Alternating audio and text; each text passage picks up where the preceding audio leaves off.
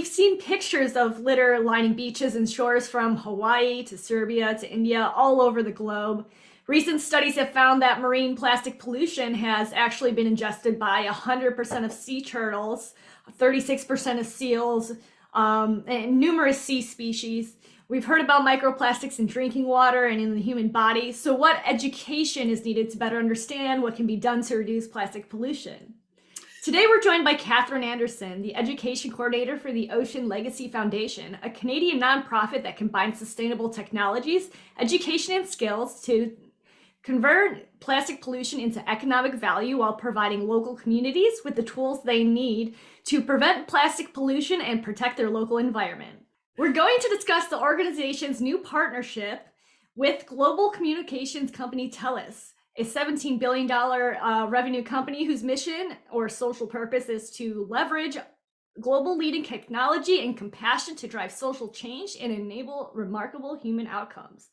So everyone, welcome to Stef Talks Trash, and welcome Kathryn. How are you today?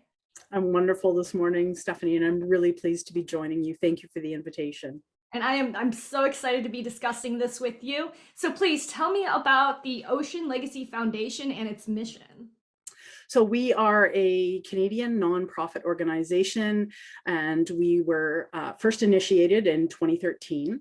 And what we do is we develop and implement worldwide plastic pollution emergency response programs with the goal to end plastic pollution.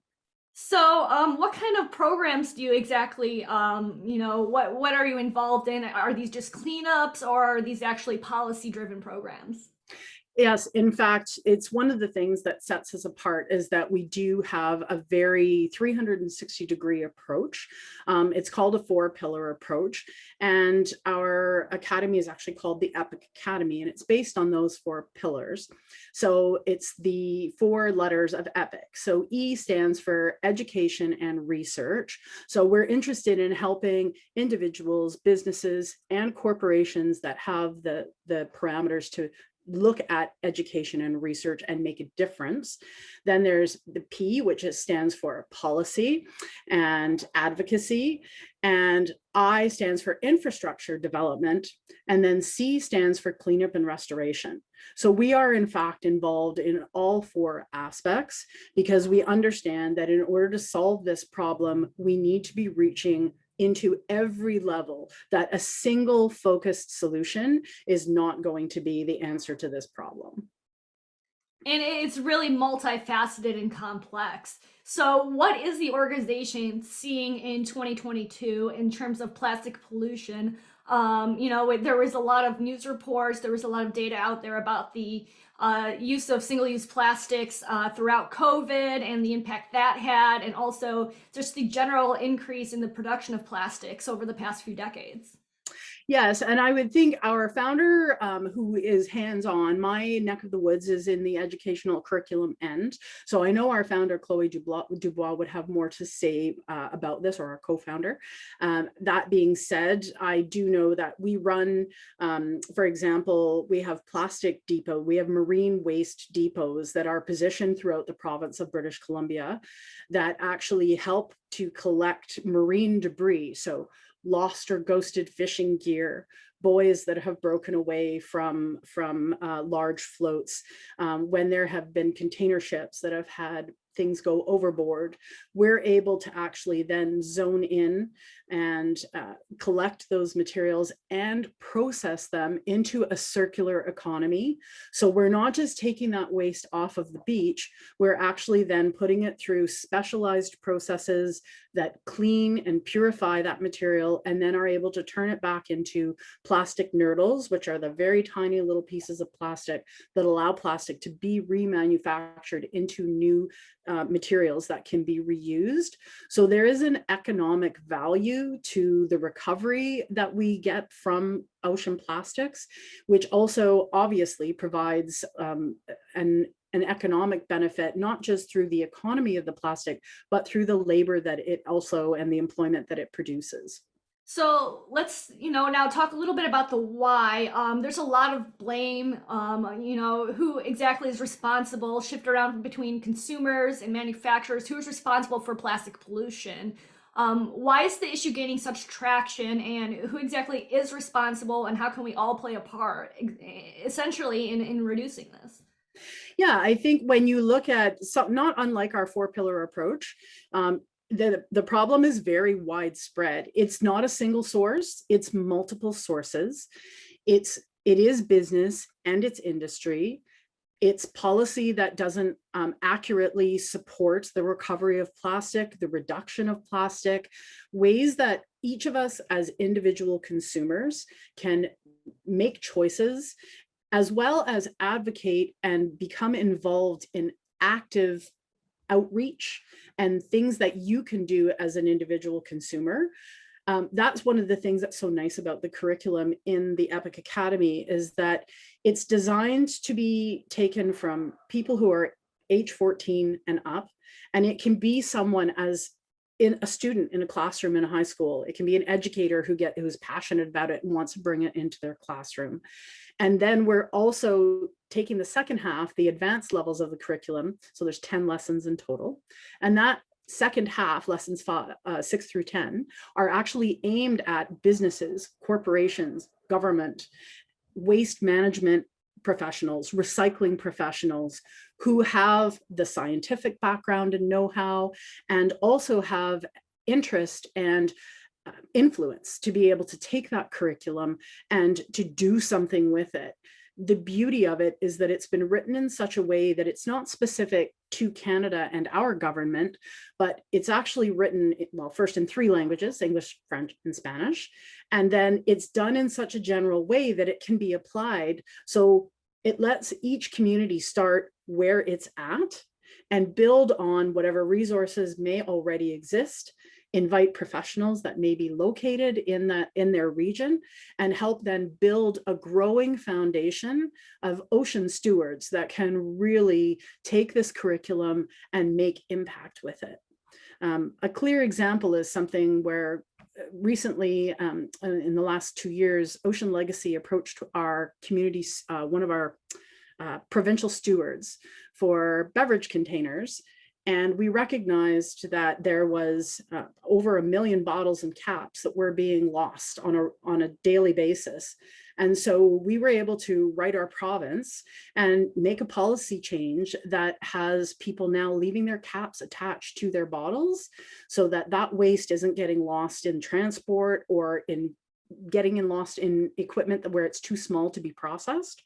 So we've been able to make a huge policy shift that is now keeping great amounts of plastic waste within the system so that it's getting properly processed.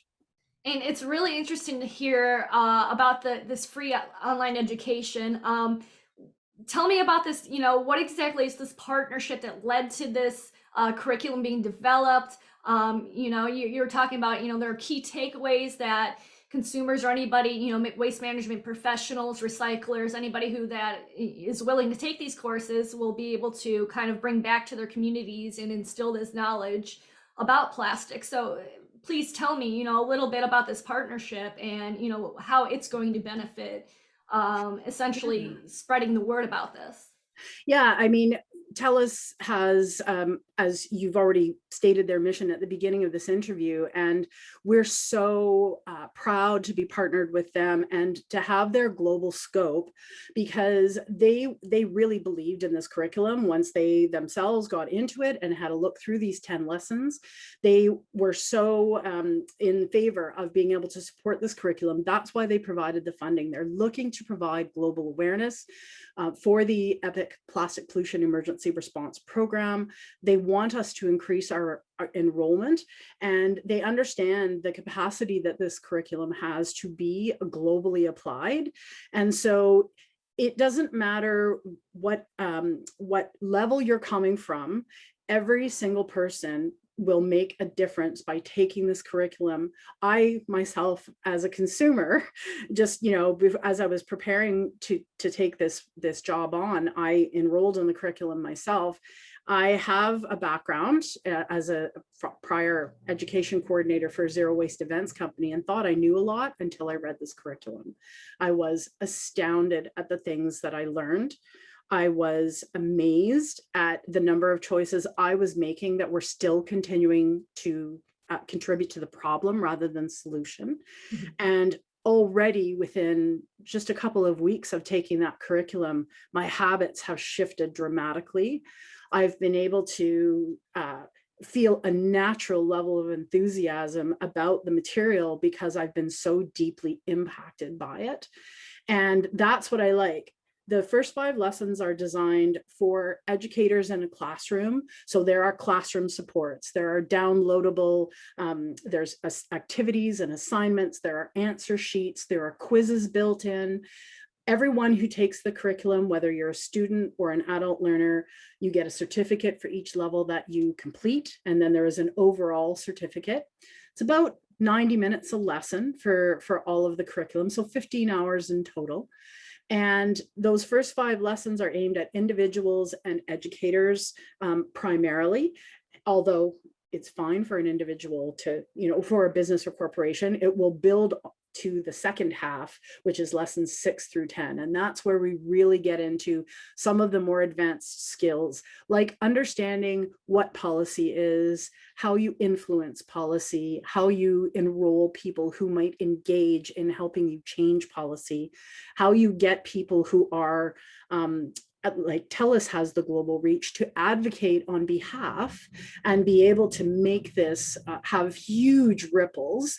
We're seeing the differences, and in the initial stage, we actually launched this curriculum about a year ago, but it was a soft launch so that we could learn what things we might need to slightly adjust and make better. And in the end, that's exactly what's happened is we've been able to edit and upgrade the curriculum. We have now changed some of our data points so that we understand who is taking the curriculum, what part of the world they reside in, if they're taking it into a school, what school is it in. So now we're starting to map where our results are actually being captured. And that's something that's really critical so that we can see the difference that this will make as we start to make change all around the world. So with further concerted efforts to drive plastics reduction, what does OLF see happening in terms of global cleanups and packaging? How can, the better education and the curriculum that we've talked about today change the way people think about materials and the way we look at reuse and recycle? Yeah, it's a key piece. You'll learn in the curriculum, most of us have learned growing up in school about the 3 R's: reduce, reuse, and recycle. And in the curriculum, you'll learn that there are actually 7 R's. And I'm not going to outline them now because I'd love for you to join the curriculum and find out what those 7 R's are. But it helps you to understand that there are very specific things that you can be doing on a personal level, on an individual level. And some of those scripts are right in that second half of that curriculum to actually, when you see an organization whose packaging, for example, you recognize is far too excessive and that there could be simple changes made, we actually have some templates in there for you to write manufacturers and producers and indicate to them that this would be something that I would like to see changed. Now, imagine that instead of just being a single person, that you're an educator who has that template. Now you can have entire classrooms in your school. If you're an organization or a corporation, you can be actually lobbying government and working in conjunction with government to look at, what am I producing as a corporation? Is there a better way I can be doing this? Can I be taking that single-use plastic out? I think one of the things I was most astounded by when I took the curriculum myself was learning about wish cycling and recycling, when, even though I'd worked in recycling as an educator, recycling systems are constantly changing because they're dynamic. They upgrade as a result of technology. They upgrade as a result of policy and infrastructure changes. So what might have been true at the recycling center when you went there last month may not, in fact, be true for you this month. So keeping abreast, actually going into your local, finding out in your region what is able to be recycled, what is not able to be recycled. There were a number of things that, because producers take their materials back, I thought I was okay to put in my bin, even though I'd read the signs at my local center. I recently moved house and I learned that some of the things I'd planned on taking to the depot, we don't have a materials handler in our province for any of those materials. So I now know, as a consumer, going forward, I will not be purchasing those materials because they cannot be recycled in my area. So that's something that I think is really relevant, is you will learn on an individual level. And I know that my own enthusiasm about the curriculum is because I was so deeply impacted by what I learned. It actually created quite a heavy level of emotion in me to learn some of the things I learned in the curriculum, and to recognize how there were some simple changes I could be making that I was unaware of. And I was very grateful to learn those things, because it's already shifted my habits drastically in the last couple of weeks. Well, it's great to hear, so much about how, something as little as learning more about the materials that we're purchasing and that we're using every single day, and being more mindful of what that purchase is, and being able to have a template and to have that knowledge to write our senators and our local officials and our federal officials, state officials, anywhere, to be able to, affect change. So it looks like we're winding down on time. Can you please, just tell viewers, what they can take from today's discussion on consumer education, on partnerships, and in policy? What should our part be in driving change that will keep reusable and recyclable materials out of landfills and off our shores? Well, I know that the first thing you would want to do is visit us at edu.oceanlegacy.ca. So that's the first three letters of education, edu.oceanlegacy.ca. You can sign up for free for the curriculum. There's a dashboard there that will allow you to see your progress and work your way through that curriculum. I highly recommend that you simply share that link with friends, with corporations, with government. The role that I've been hired for as the education coordinator is specifically to advance this curriculum on a worldwide level, because we know the critical state of ocean plastic pollution. You will learn in the curriculum how land plastic becomes ocean plastic, and why it's critical to take the approach on both levels. And by visiting that curriculum and sharing that link, it's a simple way to get started. Then look at who are the people in your world. Do you have a sustainability section in your business or organization where you work? Please get them in touch with me. My email is education@oceanlegacy.ca. They can also just sign up on the link and get involved in the curriculum. And then as you advance through that curriculum and you move to the second half, we will help you with that list of, here are the people you would want to identify in your region that you can get involved in this as well, the different levels of government, business, and corporations. Because the EPIC Academy's aim is to provide individuals, businesses, and corporations interested in learning more about plastic pollution with an easily accessible and free educational platform, this is the place that their learning journey can begin. The goal is to build a stewardship community that's global, that will help advance the plastic pollution cleanup efforts. And not just with the cleanup, but the pieces that will help you understand how you prevent them in the first place, and how we begin to change systems, policy, and infrastructure in a way that ultimately can end or eliminate plastic pollution. We know it's possible. It really is just about getting enough people involved and helping each person do their part. And so from single individual right up to the largest corporation and government, we know that we can involve everyone in a well-written curriculum that's been taken on by experts who have the know-how to help us eliminate this problem. Well, thank you so much. That's it for today. Thank you once again, Kathryn, for joining me. And thank you to everybody for watching Stef Talks Trash. View this and more episodes on waste360.com. And remember, don't be trashy.